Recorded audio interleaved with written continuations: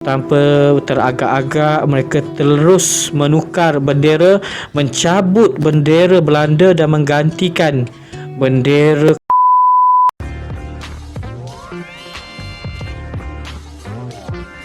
Bismillahirrahmanirrahim. Assalamualaikum warahmatullahi wabarakatuh.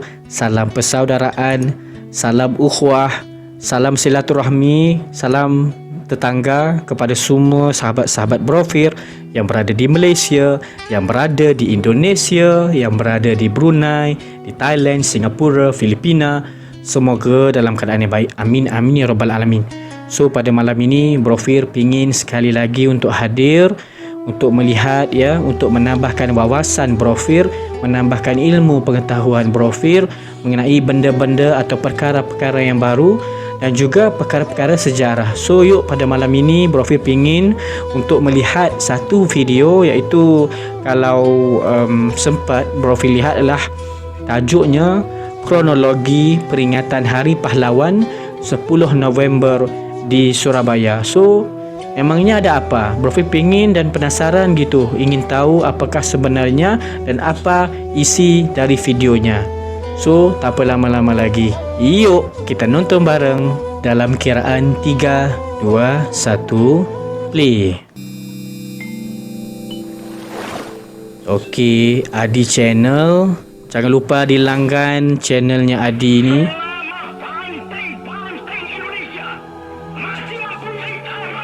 Masya Allah.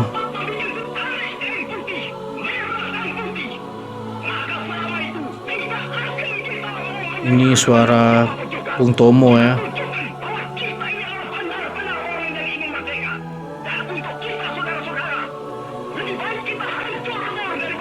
Masya Allah.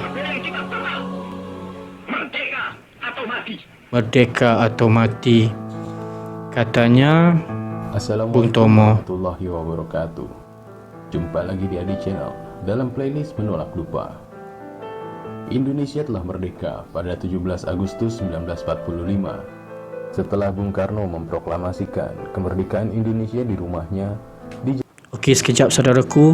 So ternyata negara Indonesia jelas sekali Bung Karno memproklamasikan kemerdekaan negara Indonesia ternyata di rumah Baru Brofir tahu rupanya di rumah Bapak Bung Karno sendiri di Jalan Pengangsaan Timur 56 Jakarta. Okey, ini satu benda baru yang Brofir dapat ilmu pada malam ni. Terima kasih. Lanjut. Jalan Pengangsaan Timur 56 Jakarta. Namun ternyata perjuangan rakyat Indonesia dalam mempertahankan kemerdekaan dari tangan penjajah belumlah usai. Meski sebenarnya pihak Belanda telah menyerah tanpa syarat kepada Jepang dan Jepang menyerah kepada Indonesia, pergolakan memperebutkan Nusantara masih saja terjadi. Masya Allah. Bagaimana perjuangan tersebut hingga akhirnya melahirkan Hari Pahlawan? Okey, so katanya Emin, bagaimana perjuangan tersebut hingga akhirnya melahirkan Hari Pahlawan. Dan katanya Hari Pahlawan ini setiap 10 November saudaraku. Mungkin saudaraku bisa komentar untuk kita sama-sama berbagi info gitu. Lanjut. Apa yang terjadi pada 10 November 1945? 10 November 1945. Lupa. Episode lahirnya Hari Pahlawan 10 November. Sebelum memulai, tidak bosannya kami mengingatkan untuk klik tombol subscribe, centang notifikasinya, dan like, serta bagikan video ini jika kalian menyukai dan merekomendasikannya. Dengan begitu, akan menjadi pemompa semangat kami untuk memberikan informasi-informasi seputar sejarah yang pernah terjadi di Indonesia. Benar. 1 Maret 1942, Okey. tentara Jepang mendarat di Pulau Jawa dan Okey, so maknanya tentera Jepang mendarat di Pulau Jawa dan 7 hari kemudian tanggal 18 Maret 1942. Okey, so maknanya tentera Jepang ni mendarat di Pulau Jawa 7 hari kemudian, tanggal 8 Maret 1942, pemerintah kolonial Belanda menyerah tanpa syarat. Okey, so maknanya pemerintah kolonial Belanda ni dia menyerah tanpa syarat kepada Jepang So baru Brofir tahu rupanya macam ni sejarah dia. Masya Allah. So pemerintahan kolonial Belanda menyerah tanpa syarat kepada Jepang berdasarkan perjanjian Kalijati. Penasaran nih, apa itu perjanjian Kalijati nih? Pada Jepang berdasarkan perjanjian Kalijati. Setelah penyerahan tanpa syarat tersebut, Pulau Jawa secara resmi diduduki oleh Jepang. Masya Allah. 3 tahun berselang, Jepang menyerah tanpa syarat kepada sekutu setelah terjadi peristiwa di Hiroshima dan Nagasaki. Okey, katanya 3 tahun berselang, Jepang menyerah tanpa syarat kepada sekutu setelah terjadi peristiwa di Hiroshima dan Nagasaki.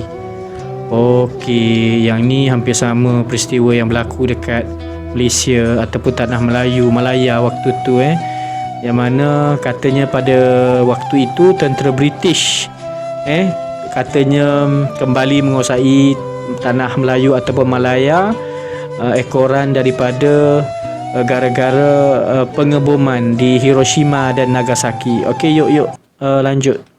Nagasaki. Peristiwa itu terjadi pada bulan Agustus 1945. Okey. Dan dalam kekosongan kekuasaan asing tersebut, Soekarno kemudian mengambil alih langkah politik dan memproklamasikan kemerdekaan Indonesia pada 17 Agustus. Masya Allah. So rupa-rupanya baru Bro Fir tahu, maknanya setelah kalau tengok dalam video tadi, setelah Belanda menyerah tanpa syarat kepada Jepang, dan kemudian apabila berlaku pengeboman di Hiroshima dan Nagasaki, maka kita kata Jepang berundur, dan pada waktu itu mungkin di negara Indonesia ni enggak ada apapun penjajah, dan mungkin pada waktu itu Bapak Soekarno mengambil peluang untuk memimpin negara ataupun memimpin pasukan rakyat Indonesia pada waktu itu supaya memperjuangkan tanah air. Dan ternyata pada 17 Agustus 1945 tadi, kalau dalam videonya Bapak Soekarno mengumumkan kemerdekaan.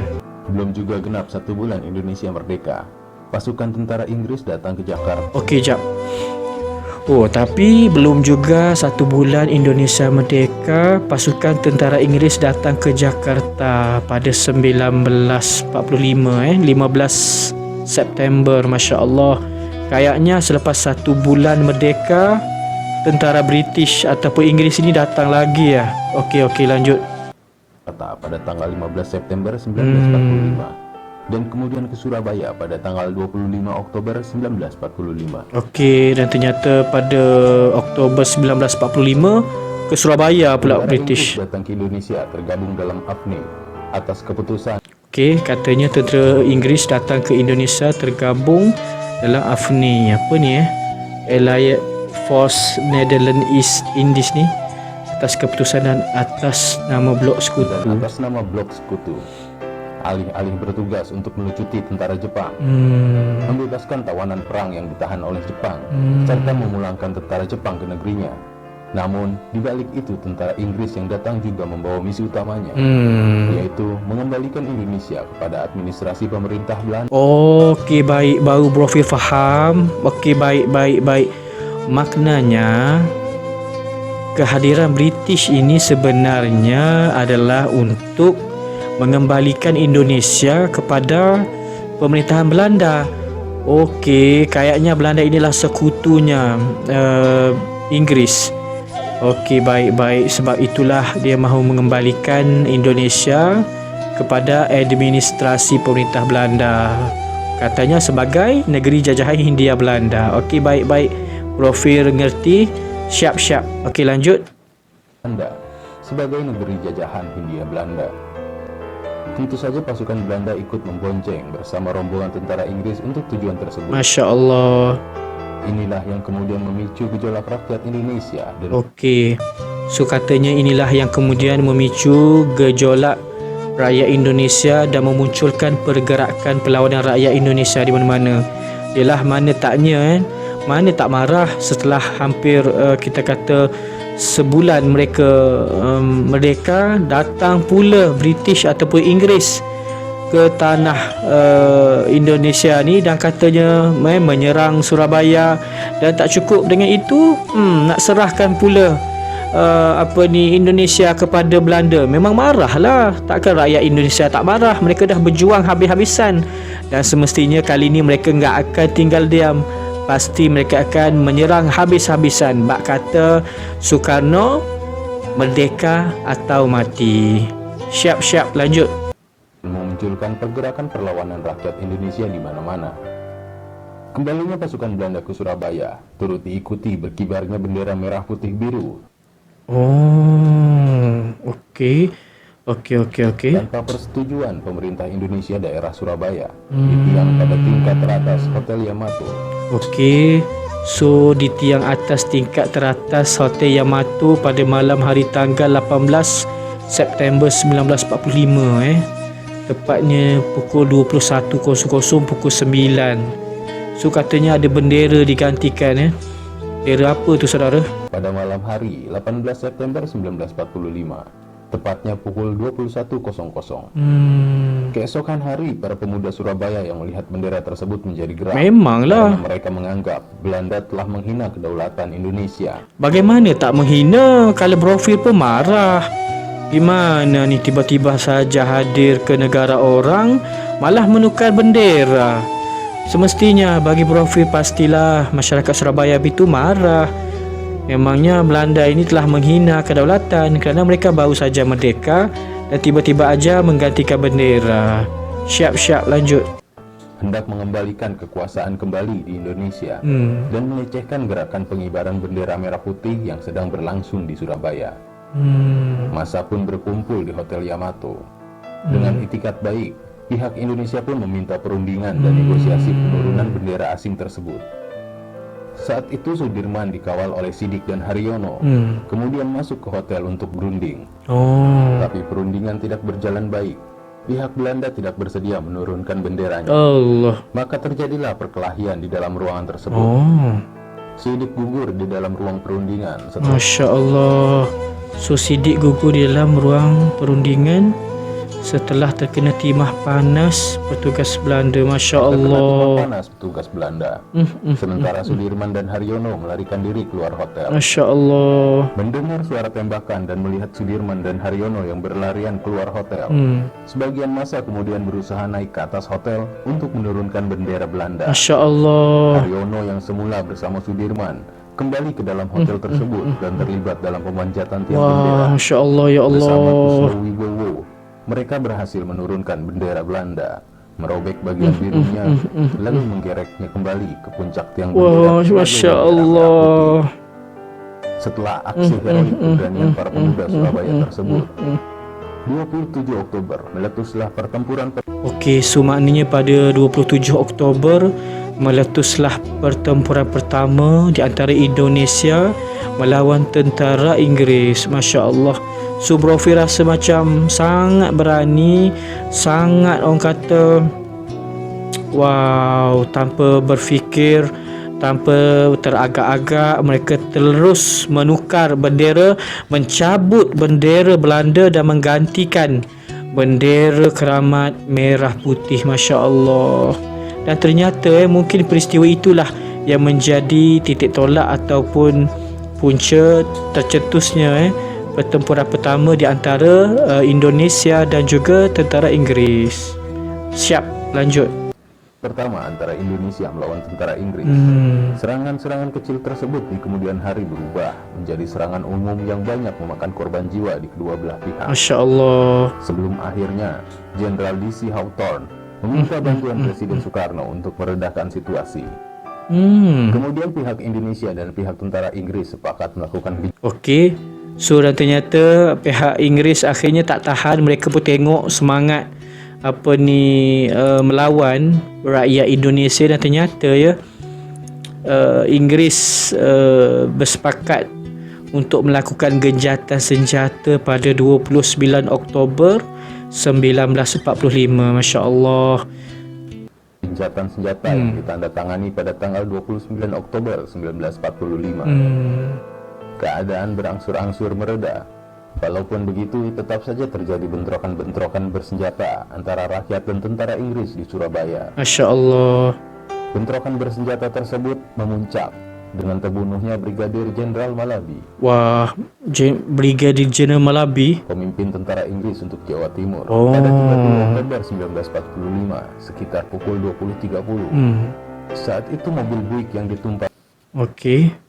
Brigadir Jenderal Malabi berpapasan dengan sekelompok milisi Indonesia ketika akan melewati Jembatan Merah.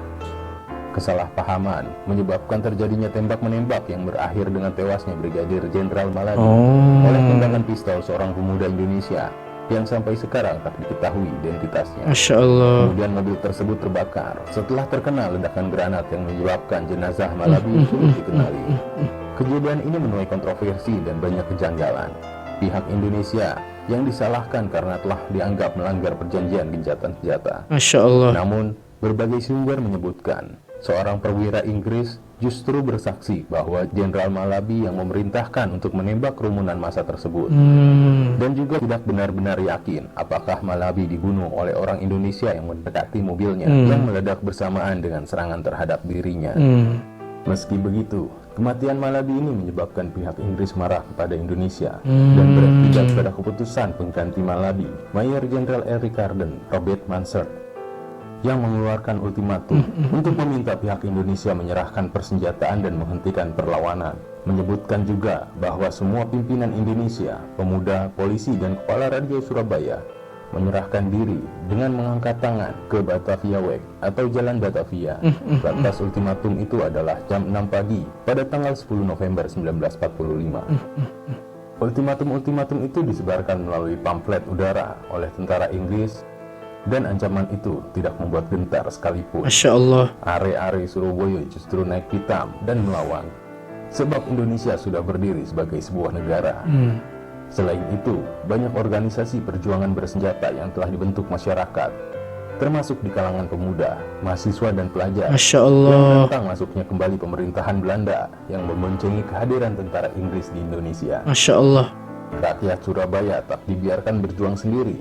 Ancaman pihak Inggris telah membuat seluruh rakyat Indonesia bersatu dari berbagai daerah di Indonesia, Masya Allah. mulai dari pejuang Sumatera, Kalimantan, Maluku, Sulawesi, Bali, hingga resolusi jihad yang dikeluarkan pimpinan Pondok Pesantren Tebu Ireng, yaitu juga pendiri NU, Kiai Haji Hasyim Asy'ari, dari hasil kesepakatan para ulama sepulau Jawa. Dampaknya, seluruh santri di Jawa Timur dan Masya sekitarnya Allah. berduyun-duyun bergerak ke Surabaya. Santri dan golongan nasionalis bersama-sama bahu-membahu melawan Inggris. Masya Allah. Nyaris seluruh sudut kota Surabaya dipenuhi pemuda dan kelompok bersenjata. Kemudian terjadilah pertemuan pemuda dan kelompok bersenjata di Surabaya yang memutuskan mengangkat Sungkono sebagai komandan pertahanan kota Surabaya dan mengangkat Surahman sebagai komandan pertempuran. Masya Allah. Dari sini kemudian muncullah semboyan Merdeka atau Mati dan Sumpah Pejuang Surabaya. Wow. Hingga akhirnya 10 November 1945 pagi hari, rakyat yang siap angkat senjata pun masih menunggu. Masya Allah. Hingga kemudian tersiar kabar, seorang pemuda melaporkan terjadi penembakan oleh pasukan Inggris. Peristiwa yang ditunggu-tunggu pun tiba. Pertempuran hebat terjadi. Masya Allah. Meski Indonesia baru terbentuk, itu tidak menciutkan rakyat Indonesia melawan negara pemenang Perang Dunia Kedua, Inggris. Masya Allah. Dengan gagah berani, rakyat Indonesia menghadapi perlawanan dari darat, laut, dan udara Masya Allah. untuk mempertahankan kemerdekaan dan kedaulatan NKRI dengan semboyan yang akan selalu dikenang. Masya Allah. Sekali merdeka, tetap merdeka. Sekali merdeka, Menjaga tetap persatuan merdeka. Indonesia. Para pahlawan tidak membeda-bedakan suku, ras, agama, dan golongan. Masya Justru dengan Allah. begitu, menjadikan Indonesia semakin kuat dan mampu menghadapi lawan sekuat dan sebesar apapun. Masya Allah.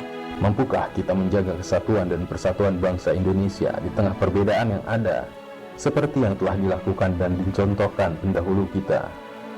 Saling menghargai, menghormati, menjaga toleransi di antara perbedaan yang ada akan membuat kita semakin kuat dan mampu menghadapi apapun yang menghadang, Masya termasuk Allah. usaha pihak asing yang menginginkan perpecahan bangsa ini. Ingat kata Soekarno, bangsa yang besar adalah bangsa yang menghargai pahlawannya. Masya Allah. Sebagai bentuk menghargai para pahlawan kita, seharusnya kita patut menjaga apa yang telah mereka perjuangkan dengan jiwa dan raga. Benar. Persatuan Indonesia. Terima kasih telah menyaksikan Menolak Lupa dari Adi Channel. Masya Jangan Allah. lupa untuk subscribe Adi Channel, centang tombol notifikasinya, serta like dan bagikan video ini kepada kerabat Anda, agar mereka mengetahui seberapa besar keberanian dan perjuangan pahlawan Indonesia dalam mempertahankan keutuhan NKRI. Betul. Jumpa lagi di video Adi Channel lainnya. Assalamualaikum warahmatullahi wabarakatuh. Masya Allah. So, kalau kita tengok dalam video ni katanya jelas sekali perlawanan rakyat Indonesia berlangsung selama 3 minggu lebih 3 hari. Maknanya sejak 27 Oktober sehingga 20 November 1945. Masya Allah. Setidaknya 6,000 sehingga 16,000 pejuang dari pahlawan Indonesia gugur demi mempertahankan kemerdekaan Indonesia. Masya Allah. Kemudian 10 November ditetapkan sebagai Hari Pahlawan oleh Republik Indonesia sehingga sekarang dan kapanpun. Masya Allah.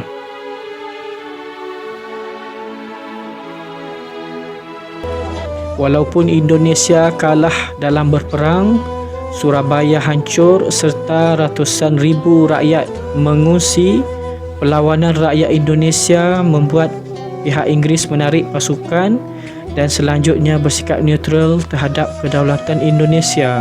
Masya Allah.